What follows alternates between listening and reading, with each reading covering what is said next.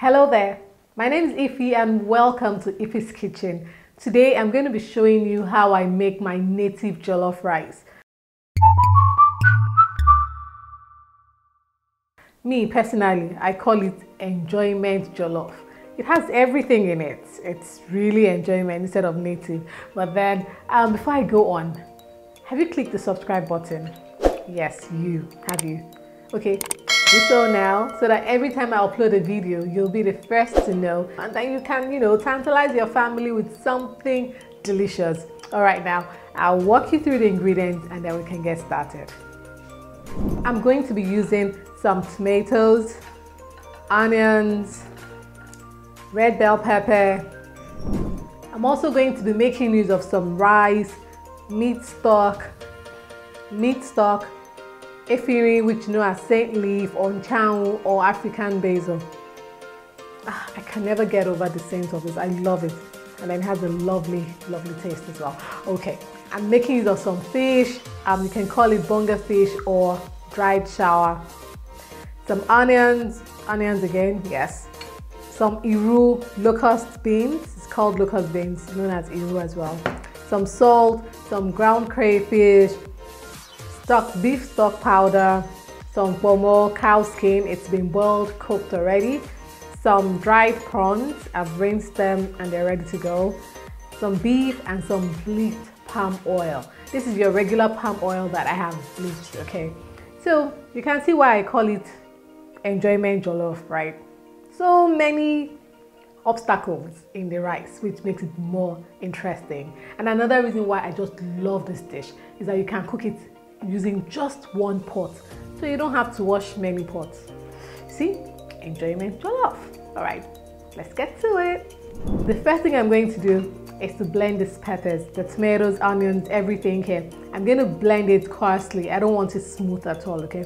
So when I'm done, I'll come back and I'll show you what I mean. And so this is my peppers that have been blended. As you can see, it is not very smooth. This is exactly the way we want it to be, all right? So now that this has been done, it's time to get on with the cooking. So I'm going to pour in some of the oil in here, okay? And then wait for it to get hot before I continue. So we'll just wait for the oil to get hot, yeah. And then I know some of you are probably wondering, what is bleached palm oil? Bleached palm oil is basically palm oil, your regular palm oil, the red oil, right? So just put it in a pot. Cover the pot, make sure the lid is on very tightly, like this. I'm not talking of now, regular palm oil. Cover this pot really well, reduce the heat, and then leave the oil to do its thing for about 8 to 10 minutes, all right? Now, the oil will change from red to this color that you see. This color is almost like vegetable oil color. You can see, right? Good. So that's what we call by bleached palm oil. You change it from red to this color just by leaving it on your heat for 8 to 10 minutes. Okay, so my oil is hot enough and I'm going to add in my onions. Yeah.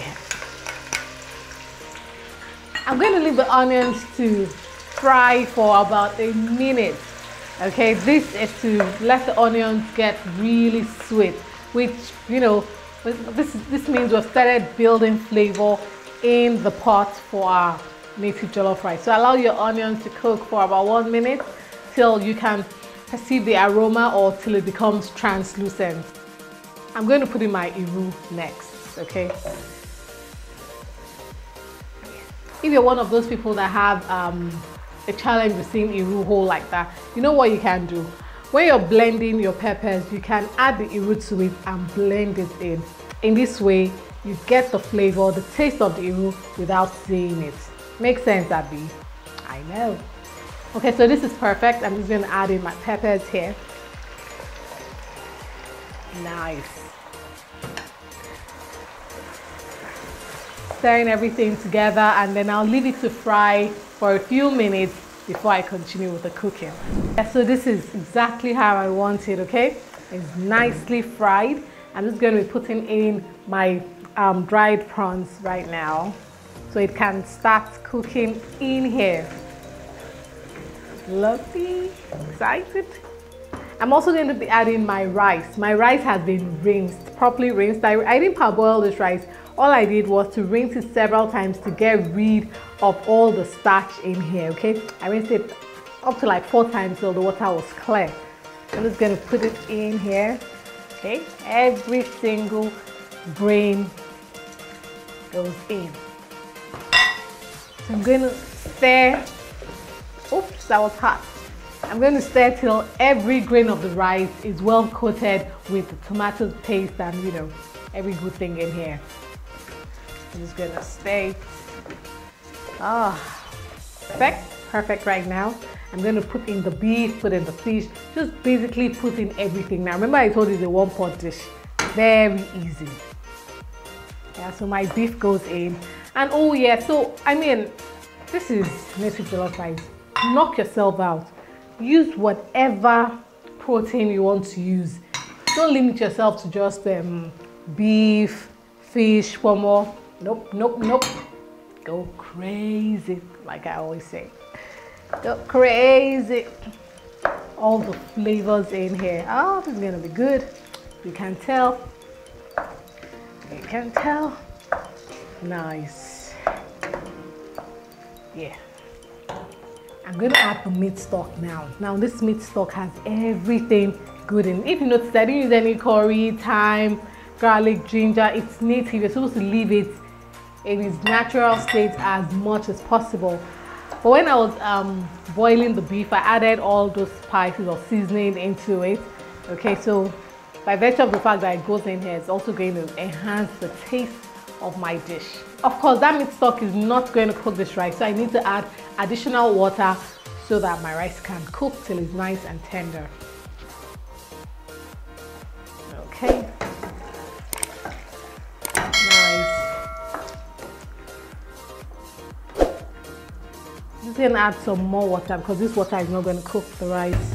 If you noticed, I haven't added any seasoning cubes here or even salt, and that's because my meat stock was well seasoned. But I don't think it's going to be enough, but I'm going to taste it first. Remember, I'm always worried about over salting your food, so I like to take it nice and easy. So I'm just going to taste. Definitely not enough, so I'm going to add some more seasoning powder, okay? Yes, that is good. I'll stir again and taste to see if I need salt. All right.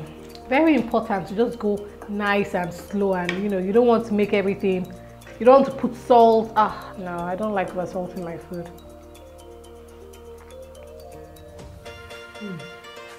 But now this is perfect, okay? So I'm just going to cover the pot and let it cook till the rice is almost done. Then we'll continue from there. Okay, so we have just chopped our vegetables, the Effirin. The rice is looking good. The aroma is out of the world. So I'm just going to take some of this Effirin, sprinkle this over the rice, pour in our crayfish. I like to put the crayfish last in my native jollof rice so that the flavor can really be very, very intense, just like that. So I'm going to stir. It is well cooked. I'm just going to cover this pot for another minute so everything could just blend together really well. This looks good. Lovely, lovely, lovely. See, I wasn't joking when I said this is a one-pot dish. Right? So I'll just give it another 30 seconds for everything to melt, then turn up the heat, give it some time, and then it's time to eat.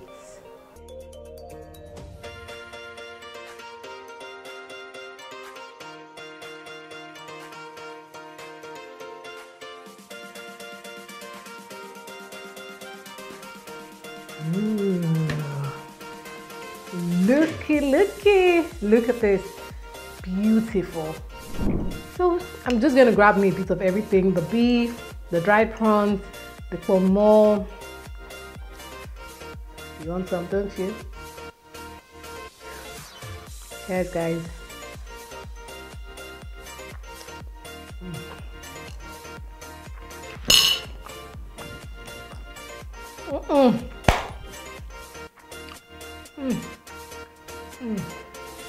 I dey cook sha.